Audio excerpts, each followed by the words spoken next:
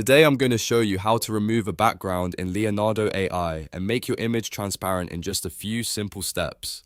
This is a super useful trick if you want cleaner product shots, profile images, thumbnails, or any design where you want the subject to stand out without a distracting background. And if you find this tutorial helpful, make sure to hit like and subscribe for more quick AI tips and step-by-step software guides.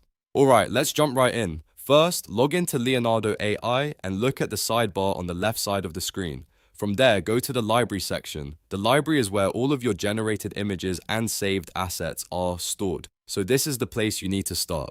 Once you're inside the library, find the image that you want to edit. You can scroll through your creations until you see the exact image you want to use. After you find it, click on the image to open it. This will bring up the image preview and the editing options for that file. Now, look to the bottom right corner of the image window and click on the dot menu. This is usually the 3-dot options menu that gives you extra tools and actions for the image. When the menu opens, you'll see different editing choices. Select Remove Background. Leonardo AI will then process the image and remove the background automatically, leaving you with a transparent result. This is especially helpful if you want to isolate the subject and use it in other designs, presentations, or social media content. Once the process is complete, check the result carefully to make sure the subject looks clean and the background has been removed properly.